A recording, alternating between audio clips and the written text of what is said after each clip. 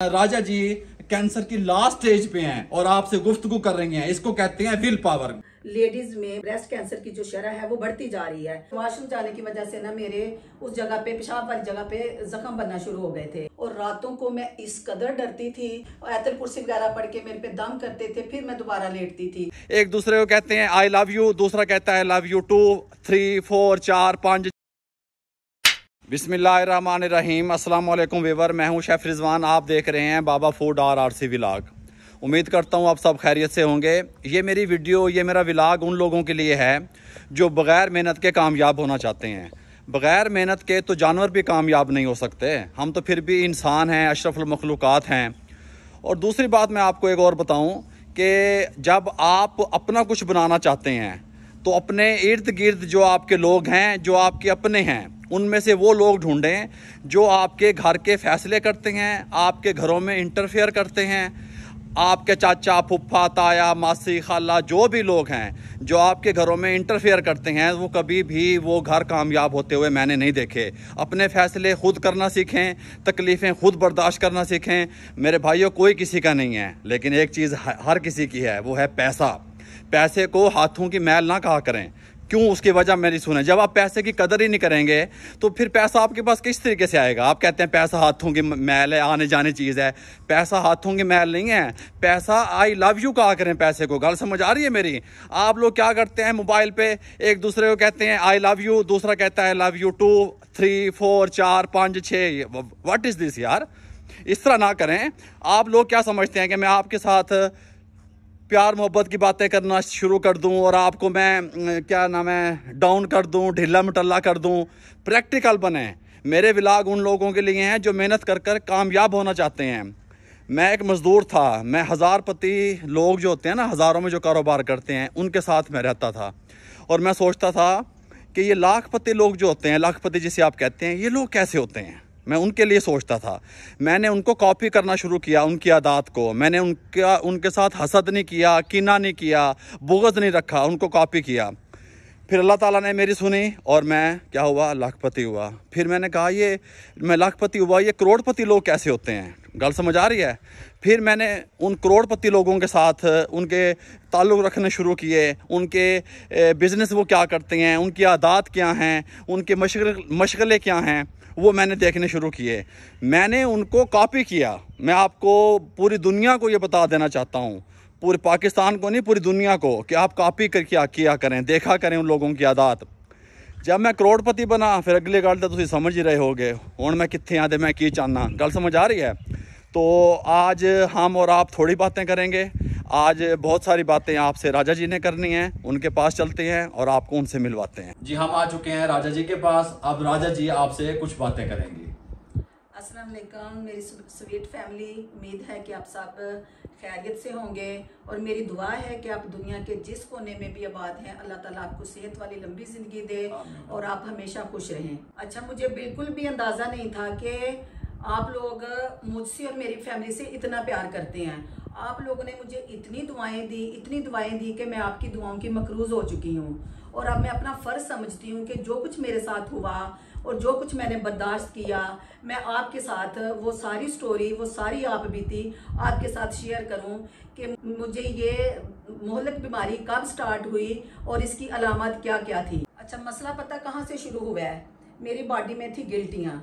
मैं डॉक्टर के पास जाके ना उन गिल्टियों को चेक करवाती थी। मेरी बाजू में इन जगहों पे ना बहुत सारी गिल्टियाँ थी। डॉक्टर कहते थे कि आपको ना बैड फैट ज़्यादा है, जिसकी वजह से आपके ना इसमें बॉडी में गिल्टियाँ हैं। तो मैं वो मुझे मेडिसिन दे देते थे और मैं खा लेती थी, लेकिन वो ना मेरी गिल्टियाँ ठीक नहीं हो रही थी। वो काम चल रहा था भी। उसके बाद मेरा पेट ख़राब होना शुरू हो गया। कभी तो इतनी ज़्यादा कॉन्स्टिपेशन हो जाती थी कि मैं 2-2 घंटे वॉशरूम में बैठी रहती थी और कभी ऐसा होता था कि मुझे बार बार वॉशरूम जाना पड़ता था, जिसकी वजह से बार बार कब्ज़ रहने की वजह से और वॉशरूम जाने की वजह से ना मेरे उस जगह पे, पेशाब वाली जगह पे जख्म बनना शुरू हो गए थे। और दूसरा उसके बाद मेरी चेस्ट में भी गिल्टियाँ बनना शुरू हो गई। उसके बाद हम जाते हैं डॉक्टर तलत नहीद के पास। उसको जाके मैं बताती हूँ कि मेरी ना इसमें चेस्ट में गिल्टियाँ बनी हुई हैं और मुझे ना ये पेशाब बार बार, मुझे बड़ा पेशाब तंग करता है, उस जगह पे जख्म है और मुझे बहुत तकलीफ़ होती है। उसने मेरा चेकअप किया उसने मुझे वहाँ पे जख्म पे लगाने के लिए मेडिसिन दे दी और खाने के लिए भी दे दी। और मैंने उससे कहा कि मेरी चेस्ट में जो गिल्टियाँ हैं ये क्यों हैं। उसने ऐसे चेक करके सारी चीज़ को कह दिया कि आपको ना फैट की गिल्टिंग है, अगर आपको लगता है कि आपको इनमें दर्द हो रहा है तो आप इन्हें निकलवा दें। मुझे उस टाइम के बाद तसल्ली हो गई कि कोई मसला नहीं है, तो फिर फैट की गिल्टी है तो दर्द तो मुझे वो कर ही नहीं रही थी, इसलिए मैंने उसकी तरफ ज्यादा तवज्जो ना दी। डॉक्टर ने ना एक बार भी नहीं कहा कि आप चेस्ट का मसला है और इसमें गिल्टियां हैं, और उसने हाथ लगा के अच्छी तरह चेक किया, मैं मोटी मोटी गिल्टियां थी। अगर वो एक दफ़ा भी कह देती कि आप इसको ऑन्कोलॉजिस्ट के पास जाएं या अपनी ये मेमोग्राफी करवाएं तो हम ज़रूर इसकी तरफ जाते। और जो इतना टाइम हमें लगा और ये बीमारी बढ़ते बढ़ते लास्ट स्टेज तक पहुंच गई तो ऐसा ना होता। वो हमें थोड़ा सा भी इशारा कर देती तो हम इस बीमारी से बच सकते थे, इसको अर्ली स्टेज में पकड़ लेते। लेकिन ये बीमारी बढ़ते बढ़ते लास्ट स्टेज तक पहुंची और जब हमें पता चला तो उस वक्त पैरों के नीचे से जमीन निकल गई कि इसको बने हुए 9 माह हो गए हैं। अच्छा, मेरी तबीयत जब ज्यादा खराब होना शुरू हो गई तो फिर मेरे साथ क्या क्या हो रहा था वो मैं आपको बताती हूँ। सबसे पहले तो ये हुआ कि मेरी पूरी बॉडी में पेन होना शुरू हो गया, मेरी कमर में बहुत ज्यादा दर्द होना शुरू हो गया, मेरे से करवट लेना, बेड पे से उतरना बहुत मुश्किल हो चुका हुआ था।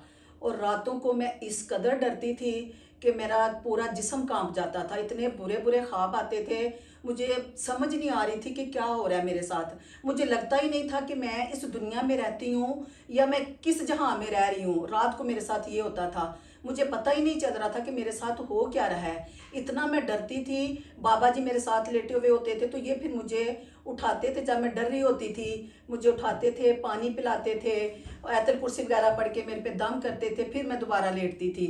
और मेरा जिस्म यकीन करें इतना वजनी हो जाता था, मुझे ऐसे लगता था जिस किसी ने पहाड़ मेरे जिस्म पे ऊपर रख दिया हुआ है। मैं बहुत परेशान होना, मैंने सूरह बकरा पढ़ के, आयतल कुर्सी, हर चीज़ पढ़ के मैं सोती थी। लेकिन मैं रातों को इस कदर डरने लग गई थी कि मुझे पता नहीं चल रहा था कि मेरे साथ ये हो क्या रहा है। एक अलामत इसकी ये थी। दूसरे नंबर पे मुझे इस कदर वॉमिटिंग शुरू हो गई थी ना, मैं कुछ भी खाती थी और वॉमिटिंग शुरू हो जाती थी। अली और बाबा अकेले घर में थे, रामेश और किन्जा लोग न्यूजीलैंड चले गए हुए थे और मैं अकेली घर पे।